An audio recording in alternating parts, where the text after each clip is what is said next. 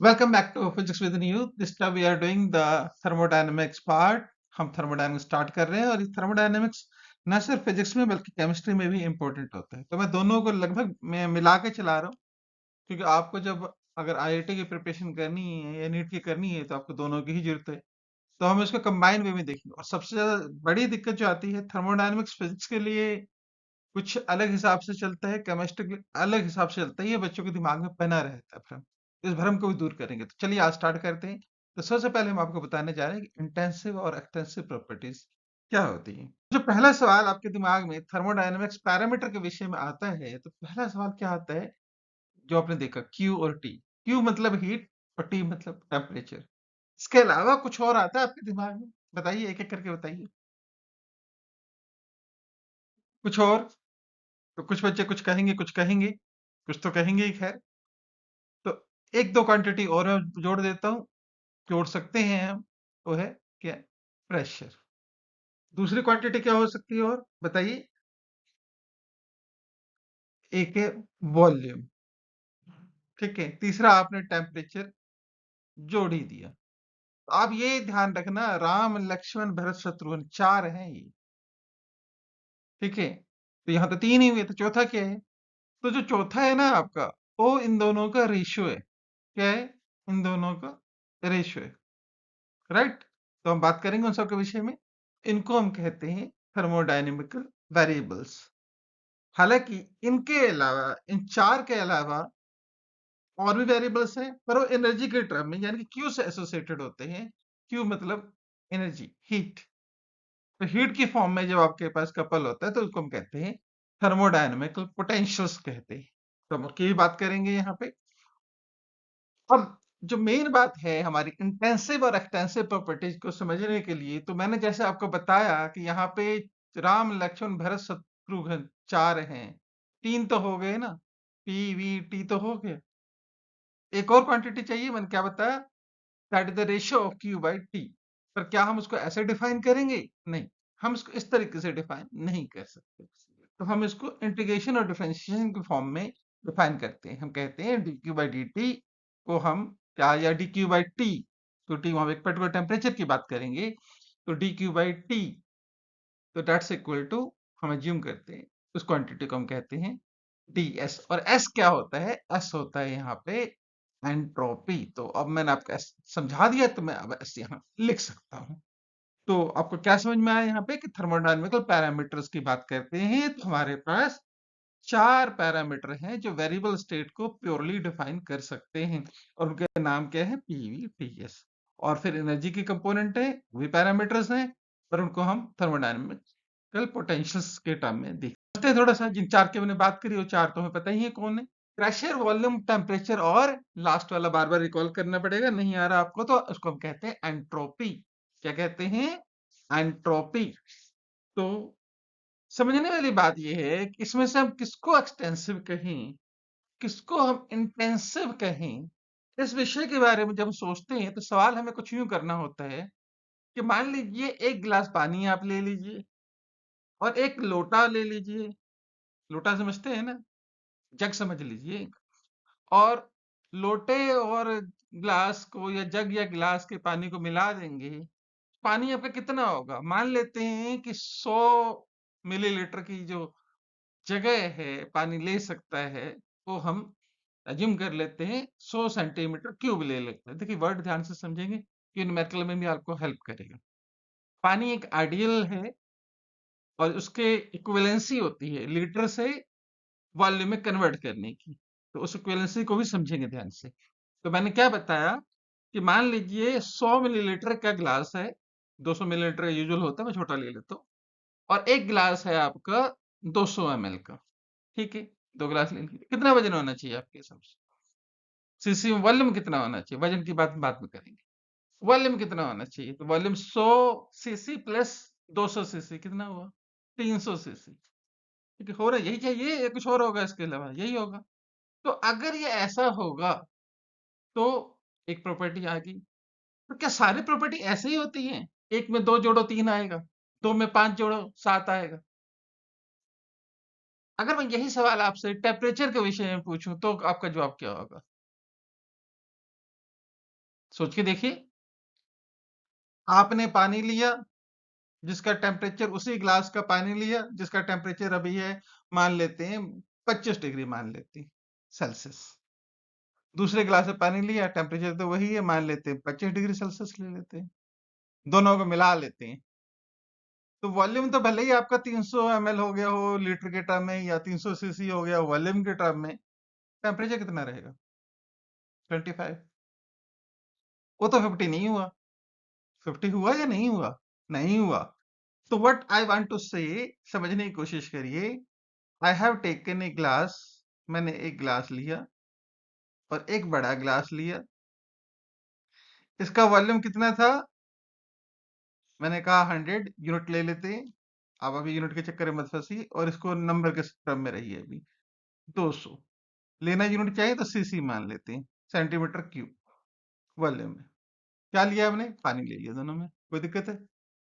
अब अगर मैं आपसे पूछूं, और टेम्परेचर मैंने बता दिया, इसका भी 25 डिग्री सेल्सियस है और इसका भी 25 डिग्री सेल्सियस है, दोनों ही एक ही टेम्परेचर पे हैं, ठीक है, दोनों का टेम्परेचर सेम है।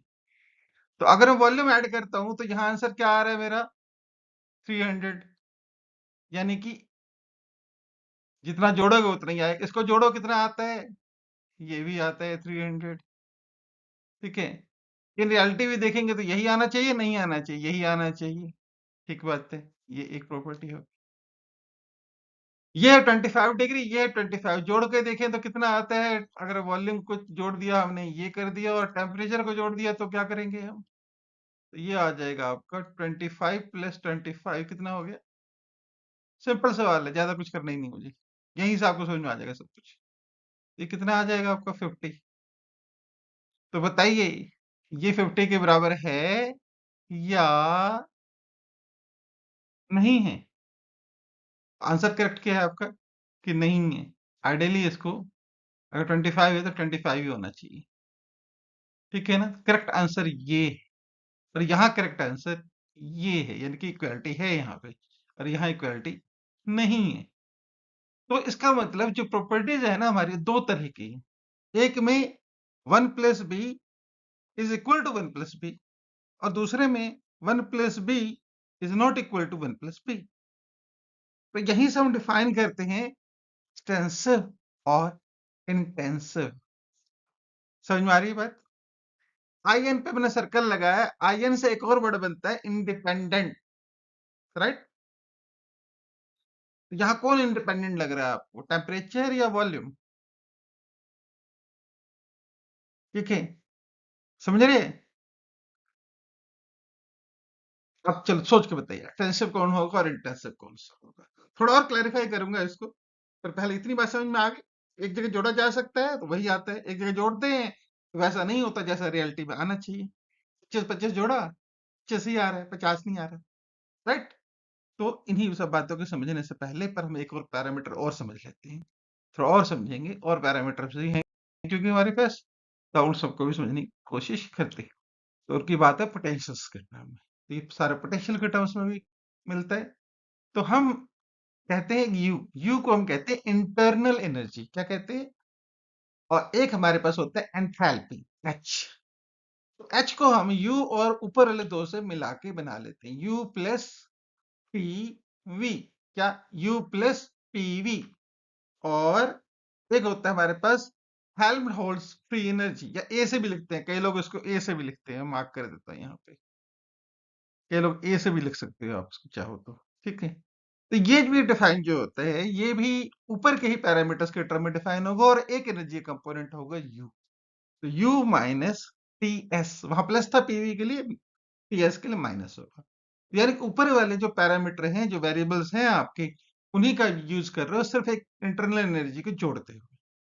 और एक हम डिफाइन करते हैं गिब्स फ्री एनर्जी, बहुत इंपॉर्टेंट पैरामीटर है गिब्स फ्री एनर्जी, क्योंकि केमिकल पोटेंशियल भी यहीं से डिफाइन होता है, ठीक है। पर मैं अभी केमिकल पोटेंशियल अभी आपको नहीं बताऊंगा, ठीक है, थोड़ी देर बाद बात करेंगे कभी 2-4 वीडियो के बाद। फिलहाल हम गिब्स फ्री एनर्जी की बात करते हैं। तो ये एच के टर्म में डिफाइन होता है, पर माइनस टी एस वैसे ही आएगा आपके पास यहाँ पे। तो यानी कि हमने, मैंने बताया ना, राम लक्ष्मण भरत शत्रुघ्न, 4 उधर कर लिया, 4 इधर कर लीजिए, ज्यादा के टर्म में मत पड़े, टर्म्स और भी है, मना नहीं कर रहा मैं, ठीक है, आप और भी कपल कर सकते हैं उसको। फिलहाल इन 4+4 यानी 8 को समझने की कोशिश करिए। थोड़ा सा मैंने इंटेंसिव और एक्सटेंसिव का आइडिया दे दिया ना आपको, तो अभी जस्ट रिकॉल करवाऊंगा, थोड़ा आइडिया दे चुका हूँ, थोड़ा और रिकॉल करवाऊंगा, थोड़ा और बेटर डेफिनेशन वे में करेंगे बातें, तो आपको बिल्कुल समझ में आएंगी यहाँ से। तो क्वांटिटी को एक बार समझ लेते हैं, पैरामीटर कौन से, PVTS यानी कि वो प्रेशर, वॉल्यूम, टेम्परेचर और एंट्रोपी एस। थर्मोडायनामिकल पोटेंशियल क्या है आपके, U internal energy, H enthalpy, gives free energy, sorry F Helmholtz free energy, G gives free energy. 4 terms हो गए आपके पास, ठीक है। तो इन चारों में हमने ऊपर वाले वेरिएबल्स का यूज करा है, U को साथ में रखते हुए। U एक इंटरनल एनर्जी है जो सिस्टम की एनर्जी को बताता है, टोटल एनर्जी बताता है सिस्टम की, जो भी एनर्जी है उसकी, तो उसको हम इंटरनल एनर्जी कहते हैं। और बाकी 3 क्या, एंथैल्पी कपल करते हैं, ये भी एनर्जी का पैरामीटर है, बहुत इंपॉर्टेंट पैरामीटर है। गिव्स फ्री एनर्जी H के साथ कपल्ड होता है और U के साथ कपल्ड होता है F यानी कि या A, जिसको हम कहते हैं हेल्महोल्ट्ज फ्री एनर्जी। मैं बार-बार रिपीट इसलिए कर रहा हूँ, आपको बार-बार याद समझ में आ जाए। चलते हैं आगे, ये समझते हैं इसको डिटेल में। नाम के साथ मैंने आपको बता दिया, सारी बातें मैं डिटेल में बता चुका हूँ, तो मुझे लगता नहीं, बस आपके लिए समझने के लिए मैंने बता दिया है। थोड़ा सा आप देख लें, स्पेलिंग समझ लें, किसकी स्पेलिंग क्या है, नहीं आती तो उसको याद भी कर लीजिएगा, एक्सप्रेशन कैसे दिए गए हैं ये भी आप देख लीजिएगा, बाकी सब डिटेल हो चुकी है। नेक्स्ट मूव करते हैं।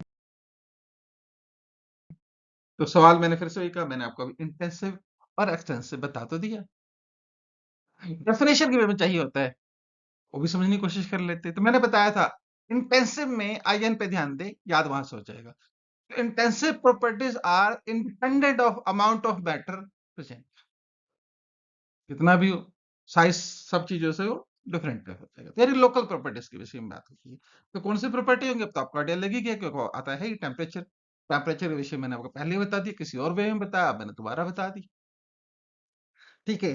तो टेम्परेचर कैसे है, और कोई प्रॉपर्टी बताइए इंटेंसिव टेम्परेचर के अलावा, प्रेशर, ठीक है, प्रेशर भी ऐसे ही एक यूनिट है। और भी यूनिट है जिनके विषय में बात कर सकते हैं, डेंसिटी, क्योंकि डेंसिटी वॉल्यूम से कपल होता है, मास अपॉन वॉल्यूम को ही हम डेंसिटी कहते हैं, ठीक है ना। तो ये भी जो हमारे पास है, ये कैसी क्वांटिटी है, ये एक फिक्स क्वांटिटी होती है। अगर मटेरियल आपका यूनिफॉर्मली बना हुआ हो तो डेंसिटी हम किससे कहते हैं, तो ये भी एक इंटेंसिव प्रॉपर्टी, राइट। क्योंकि मास में मास जोड़ोगे तो क्या होगा, मल्टीप्लाई ऐड अप हो जाएगा, वॉल्यूम वॉल्यूम जोड़ोगे वो भी ऐड अप हो जाएगा, जब उनको डिवाइड करोगे तो गया, यानी एक्सटेंसिव कौन एक्सटेंसिव, फिर से इंटेंसिव हो गया, ठीक है। चलिए, इस वे में नहीं बताया जाता, ज्यादा समझाने की कोशिश थी। एक्सटेंसिव फिर क्लियर हो गया, इंटेंसिव आपको समझ में आ गया तो एक्सटेंसिव समझ में आएगा। किसका, तो मैंने सबसे पहले एग्जांपल दिया, तो मास का केस में अभी बताया मैंने, जैसे वॉल्यूम के केस में पता ही है आपको, स्टार्टिंग में बताया, इंटरनल एनर्जी भी ऐसे जुड़ती है, एंट्रोपी भी ऐसे जुड़ती है, और गिव्स फ्री एनर्जी भी इस तरह से ही जुड़ती है, ठीक है। तो ये सब प्रॉपर्टीज कैसी आपकी इंटेंसिव प्रॉपर्टीज हैं। तो आई होप आपको एक्सटेंसिव और इंटेंसिव प्रॉपर्टीज का पूरा आइडिया लग गया होगा। तो ये शुरुआत थी हमारी किसकी, प्रॉपर्टीज को समझने की, और आपको समझ में आ गए है, बिल्कुल अच्छी तरह बात समझ में आ गई है कि जो एक्सटेंसिव प्रॉपर्टी है कैसी प्रॉपर्टी है, एडिटिव है, और जो एडिटिव नहीं है वो क्या है, इंटेंसिव प्रॉपर्टी है, ठीक है। तो इसी के साथ हम अपना थर्मोडायनेमिक्स का सेक्शन खत्म करते हैं। पहला पार्ट, इंट्रोडक्शन पार्ट, जहां मैंने आपको थर्मोडायनामिक पैरामीटर्स के विषय में बताया कि वेरिएबल्स होते हैं पीवी, पीएस, और बाकी उसके पोटेंशियल्स होते हैं, जिसको हम गिब्स फ्री एनर्जी और Helmholtz free energy, internal energy और एंथैल्पी के टर्म में बताते हैं। टर्म्स और भी हैं, जैसे केमिकल पोटेंशियल्स, और बाकी उनके विषय में हम उसको एक्सटेंड करेंगे बाद में, इन्हीं से सब मिलता जुलता है। तो चलिए हमारे साथ बने रहिए, और विशेष जानने के लिए thanks for the learning with voyages. मिलते हैं फिर से, तब तक के लिए शब्बा खैर, अलविदा।